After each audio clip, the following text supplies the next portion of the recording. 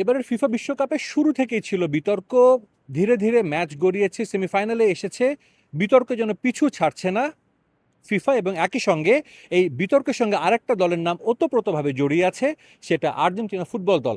Referring নিয়ে বিতর্ক হয়েছে, ফিফার কাছ থেকে বাড়তি সুবিধা পাওয়া নিয়েও কিন্তু অনেক কথা হয়েছে, তবে এগুলো সামাজিক যোগাযোগ মাধ্যমেই কিন্তু সীমাবদ্ধ ছিল। যদিও আমরা জানি সুইজারল্যান্ড ম্যাচের পরে সুইজারল্যান্ডের বেশ কয়েকজন খেলোয়াড়, কোচ পর্যন্ত বলেছে রেফারি আর্জেন্টিনাকে বাড়তি সুবিধা দেয়। মিশরও কিন্তু একই অ্যাকিউজ করেছিল।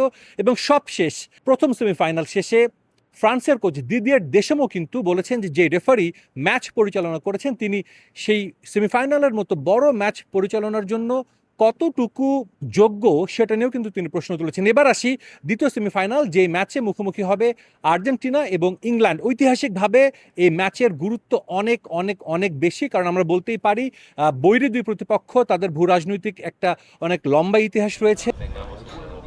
আর্জেন্টিনার ম্যাচ হওয়ার পর কিন্তু বিতর্কগুলো হয় যে আর্জেন্টিনা রেফারির কাছ থেকে বাড়তি সুবিধা পেয়েছে এবং একই সঙ্গে ফিফা তাদেরকে বাড়তি সুবিধা দিয়েছে। তবে এবার ব্যতিক্রম, এই আটলান্টায় অনুষ্ঠিত হবে ইংল্যান্ড এবং আর্জেন্টিনার দ্বিতীয় সেমিফাইনাল। সেই ম্যাচের রেফারির যখন নাম ঘোষণা করেছে ফিফা, ঠিক তখন থেকে কিন্তু শুরু হয়েছে আলোচনা।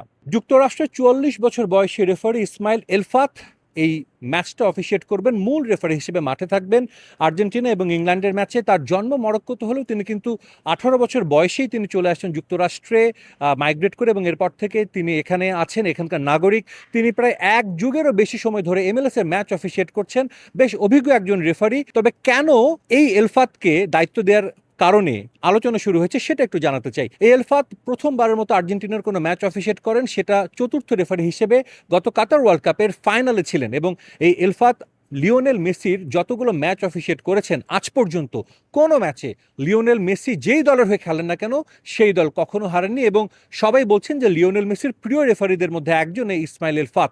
এবং তিনি কিন্তু MLS-এ, যেটা বলেছে, বেশ অনেক বছর ধরে তিনি রেফারিং করছেন।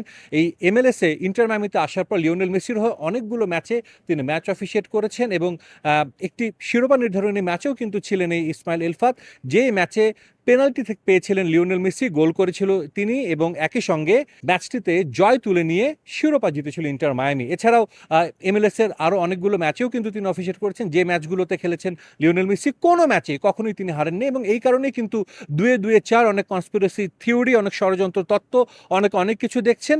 কিন্তু দিন শেষে আসলে ফুটবলারদের খেলতে হয় এই মাঠে, এই মাঠেই তারা খেলবেন বিশ্বকাপের semifinal, high voltage match, high stake match.